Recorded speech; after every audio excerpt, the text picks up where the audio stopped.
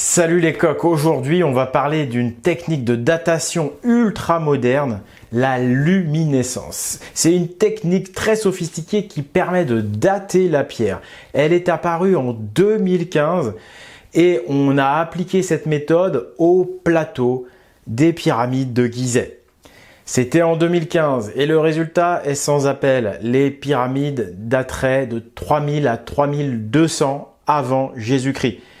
C'est des résultats qui chamboulent tout, aussi bien la théorie officielle que les alternatifs. Et pourtant, vous en avez jamais entendu parler. C'est incroyable, ça fait 8 ans que ça existe. Ni Planète RAW, ni Julie Couvreur, ni Mysteria, ni les officiels, ni même les zététiciens, qui auraient pu s'en servir pour bousiller les théories alternatives, eh bien personne ne nous en parle. Comment ça se fait qu'on nous cache cette technique de luminescence ? C'est ce qu'on va voir aujourd'hui. La luminescence, c'est la première méthode scientifique objective qui permet de déterminer avec précision l'âge du site de Gizeh. Jusqu'ici, on n'avait rien. En fait, il y avait une histoire de carbone 14, on y reviendra plus tard, mais c'était pas du tout fiable pour plein de raisons. Là, on a un vrai truc objectif et scientifique. C'est Ioannis Liritsis qui a dirigé l'étude réalisée en 2015 sur le site de Gizeh. Si vous voulez les détails techniques concernant ces analyses, je vous renvoie tout de suite à mon article sur mon site espritviking.com. Le lien est en description. Et puis sinon, en fin de vidéo, on va y revenir. Mais juste pour vous dire, voilà, cette méthode scientifique existe depuis 2015 déjà. Donc quand Julie Couvreur déclare dans sa dernière vidéo sur les pyramides qui s'appelle « Aux origines de Gizeh », où elle a comme première assertion dans cette vidéo, une assertion puissante, elle déclare « Sur le plateau de Gizeh, les pyramides principales, leur temple et le sphinx sont dépourvus d'inscriptions et il est difficile voire impossible de les dater par des moyens objectifs. En réalité, à l'heure actuelle, personne ne peut dire avec certitude qui a érigé les monuments du plateau de Gizeh, à quelle époque ou de quelle manière. » Donc quand Julie Couvreur déclare qu'on n'a aucun moyen objectif de dater les pyramides, c'est complètement faux en fait. Donc Julie Couvreur, soit elle est carrément incompétente, soit elle est de mauvaise foi, soit elle est malhonnête. Mais voilà, il existe bien une méthode fiable et objective, scientifique de datation, la luminescence. Mais elle s'est fait attaquer, suite à cette vidéo, par les zététiciens. Le problème, c'est que les zététiciens, dans leur réponse, ils n'ont pas mentionné non plus la luminescence. C'est quand même très étrange.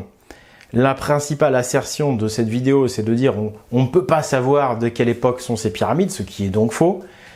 Et là, normalement, les zététiciens auraient dû lui renvoyer tout de suite dans la figure la luminescence permet objectivement de dater ce site à environ 3000-3200 avant Jésus-Christ, mais ils ne l'ont pas fait.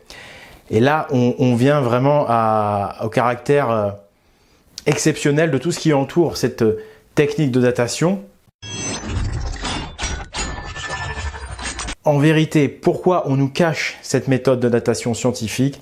C'est parce qu'elle nous donne la vérité objective et que cette vérité objective, à savoir 3000 à 3200 ans avant Jésus-Christ, c'est une date qui ne convient ni à l'histoire officielle, ni à toutes les théories alternatives officielles, c'est-à-dire Graham Hancock sur Netflix, et puis toutes ces vidéos qui inondent YouTube, dont Julie Couvreur, pour moi, fait partie, c'est-à-dire ces vidéos de l'histoire alternative officielle, c'est comme ça que je vais l'appeler, parce que on voit bien qu'il y a des gros budgets derrière, et c'est toujours ces mêmes histoires sensationnalistes, mais qui font omission de nombreux faits qui nous amènent vers autre chose. Et donc, en l'occurrence, les théories alternatives de Julie Couvreur, de Graham Hancock et des apôtres de l'ère du Verseau, ils nous emmènent toujours vers un grand cataclysme il y a 10 à 12 000 ans. Et donc, ils voudraient nous expliquer toutes les anomalies de l'histoire officielle avec ce grand cataclysme d'il y a 10 à 12 000 ans qui aurait provoqué donc un grand oubli les pyramides, d'après ces théories, donc dateraient d'environ 12 000 ans avant Jésus-Christ. Et le grand cataclysme aurait fait qu'on aurait tout oublié. Ça présente l'avantage aussi de ne pas culpabiliser les institutions archéologiques, ne pas mentionner la luminescence. Ça fait 8 ans que ça existe. Pour moi, c'est une révélation de la malhonnêteté de la majorité des théoriciens alternatifs, mais également donc, même si ça on s'en doutait déjà, mais également la malhonnêteté des institutions officielles, évidemment, puisque d'après la théorie officielle, les pyramides dateraient de 2500 avant Jésus-Christ, parce que ça correspond au règne de Khéops, le fameux pharaon Khéops, dont la grande pyramide serait le tombeau. Donc là, reculer l'âge des pyramides de 500 à 700 ans en arrière, eh bien ça suffit pour faire valser complètement la théorie officielle de l'archéologie, sans donc aller pour autant servir les théories alternatives. En conséquence, eh bien, on fait comme si cette étude n'existait pas, elle n'intéresse pas les officiels, et elle n'intéresse pas non plus les alternatifs, mais en tous les cas, ce qui est très intéressant, c'est le révélateur. Parce que même des chaînes qu'on pourrait croire à peu près honnêtes, en tout cas qui se donnent un genre comme Planète RAW, eh bien Planète RAW, sauf erreur de ma part, n'a jamais évoqué la luminescence. Et si toutefois il l'avait fait, il ne l'a pas fait de manière, je dirais, comme il aurait dû le faire. Parce que la luminescence, c'est quelque chose d'extraordinaire. C'est la première méthode de datation scientifique objective sur la pierre et donc sur le site des pyramides. Donc il aurait fallu au moins une vidéo exceptionnelle, au moins faire les gros titres. Ni Planète RAW, ni Mysteria n'en ont parlé. En tous les cas, la luminescence fait vraiment la lumière sur 95% des théories qui inondent Internet, qui inondent aussi Netflix, qui inondent même les reportages télévisuels alternatifs qui commencent à arriver. Je vous dis, là, avec la luminescence, ouais, vraiment, c'est 95% des théories qui tombent. Ça fait vraiment la lumière. Et j'aime beaucoup, voilà, cette expression. Je voulais revenir sur un zététicien, la star des zététiciens, Alexis Sédou. Alors, Alexis Sédou a mentionné la luminescence. Attention, il l'a bien mentionné. Cependant, il ne l'a pas traitée avec les égards qu'elle mérite. Comme je le disais, il faut prendre en compte les résultats et il ne faut pas les interpréter de manière abusive.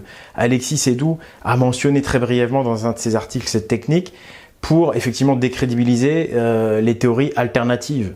Mais il fait l'autruche. Il ne prend pas en compte sérieusement les résultats parce que les résultats vieillissent le site de Gizeh de 700 ans. Et donc, ils invalident la théorie officielle du pharaon Khéops, que lui, il défend. Donc, vous voyez, les officiels, ils ne la prennent pas en compte sérieusement. Ils la négligent, cette théorie. Là, ils vont la sortir contextuellement quand ça les arrange, mais après, ils font comme si elle n'existait pas. Voilà.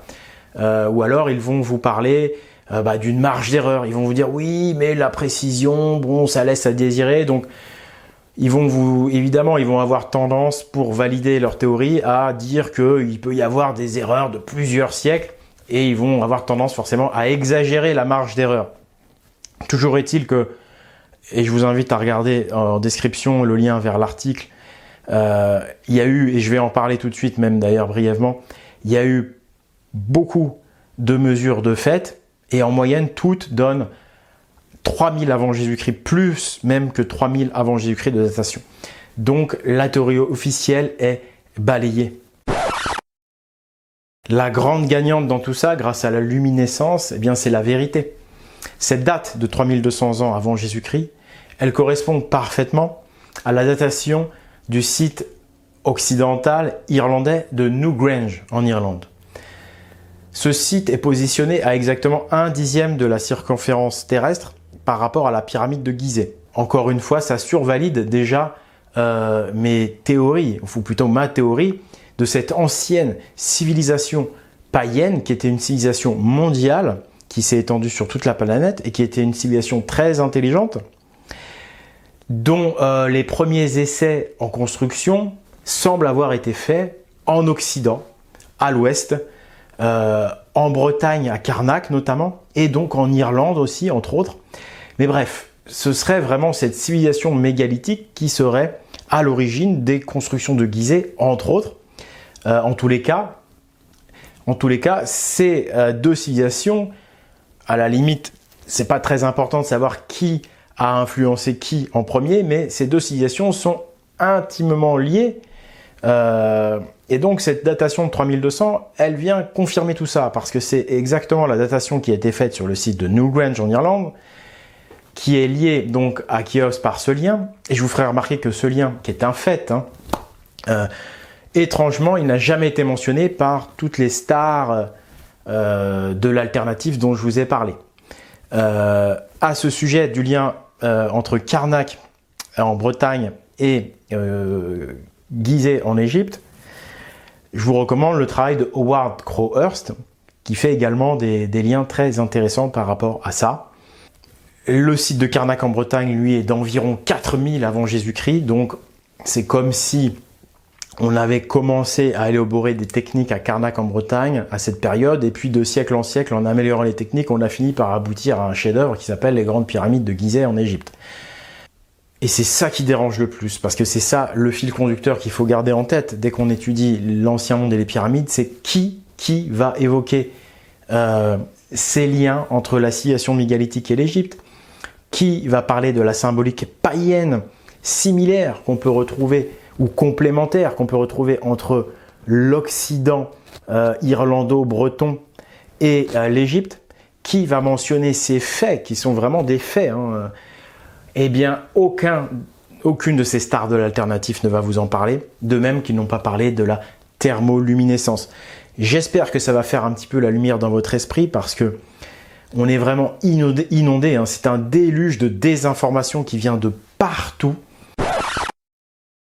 D'un point de vue technique, concernant cette étude de thermoluminescence ou de luminescence optique effectuée donc par Ioannis Liritsis, il a effectué des tests donc sur pyramide de Mykérinos, 3450 avant Jésus-Christ. 3450. Le puits d'Osiris, qui est en plein milieu du site de Gizeh, 2900 avant Jésus-Christ.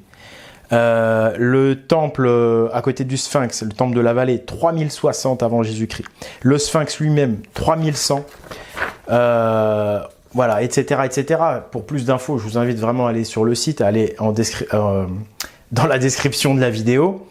Pour revenir, donc la parenthèse carbone 14, avant cette luminescence, donc on n'avait rien mis à part les textes et quelques artefacts qu'on a trouvés dans les pyramides, un bout de bois et du mortier. Donc ces deux éléments, on peut les dater par carbone 14, mais c'est caduc parce que, qui nous dit que ce bout de bois, certes daté de 3200 avant Jésus-Christ, quand même, il faut le dire, donc ça corrobore parfaitement.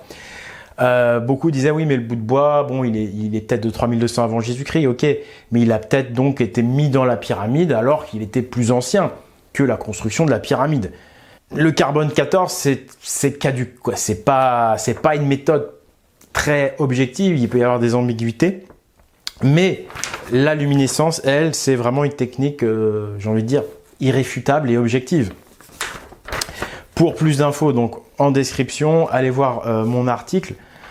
En ce moment, vous savez, je travaille beaucoup, je travaille essentiellement en fait sur mes prochains films et sur le prochain film qui devrait sortir pour novembre, décembre. Ce premier film sortira d'abord sous format de DVD, c'est-à-dire qu'il ne sera pas disponible immédiatement sur Internet, et la version que je publierai sur Internet ne sera pas la version intégrale. La version intégrale, ce sera en DVD. Le financement participatif est toujours ouvert, notamment pour financer le second film.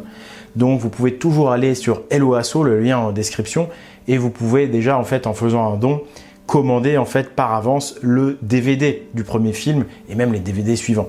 Donc n'hésitez pas à soutenir le financement des prochains films. À cet égard, d'ailleurs, je rappelle que je suis le seul qui donne gratuitement ces films dans un délai relativement court.